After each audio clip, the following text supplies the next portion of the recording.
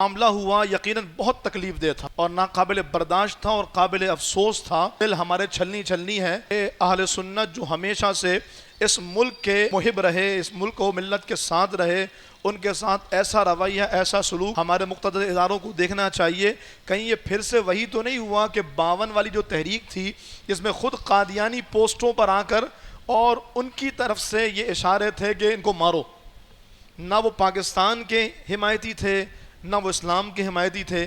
ایسا تو نہیں کہ ہماری صفوں میں بھی کچھ ایسے لوگ آ گئے ہوں کہ جو ہمارے پاکستان کا امن، ہمارے ملک کا امن سبوتاژ کر کے، جو سب سے زیادہ پرامن اور درود والے لوگ ہیں، ان کے ساتھ ایسی ظلم و زیادتی کا بازار الامان والحفیظ۔ تو اس پر یقیناً ہمارے اداروں کو کارروائی کرنی چاہیے۔ لیکن ابھی جو سب سے اہم معاملہ ہے وہ یہ ہے کہ وہ جن کے لاشیں ابھی تک غائب ہیں، وہ جن کے لاشیں کھیتوں میں، سڑکوں پہ، چھتوں میں یا اللہ جانے کہاں موجود ہیں، وہ ورثہ تڑپ رہے ہیں۔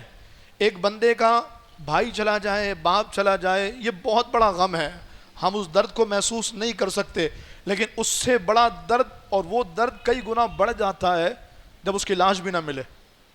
وہ ورثہ کہتے ہیں کہ بھائی کم از کم اس کا جسم تو دے دو تاکہ ہم اس کو پورے اعزاز و اکرام کے ساتھ تجہیز و تکفین کر کے اس کی تدفین کر دیں۔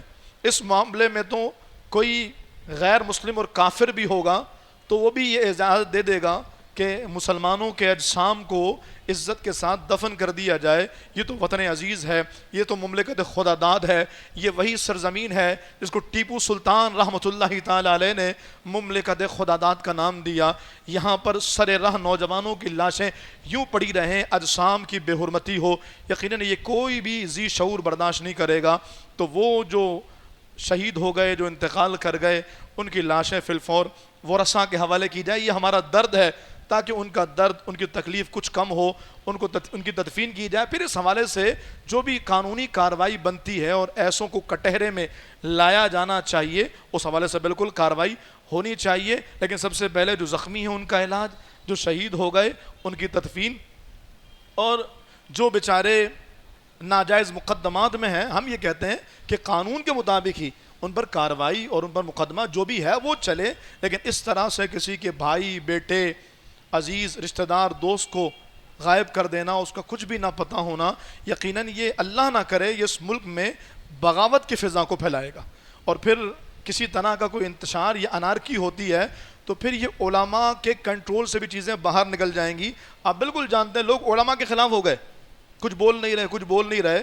جو اپنے عالم کے خلاف ہے وہ اللہ نہ کرے ملک کے خلاف، اپنے محافظین کے خلاف ہو جائے، کون سنبھالے گا ان کو؟ تو فی الفور ایسوں کے اجسام کی تدفین کا اہتمام، اور ہم اپنے علماء سے بھی کہیں گے کہ وہ بڑوں سے رابطہ کریں، اداروں سے رابطہ کریں، ریسورسز استعمال کریں، اپنے وفود بنائیں۔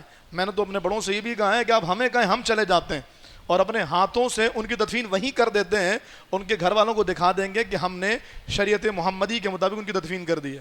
لیکن خدا را ان کے جسموں کو یوں درندوں اور جانوروں کے حوالے نہ کیا جائے کہ یہ معاملہ ان کے لیے تو جو ہے وہ اللہ کی رحمت سے ان پر کرم ہوگا، لیکن بعد میں آنے والوں کے لیے مشکلات ہو سکتی ہیں۔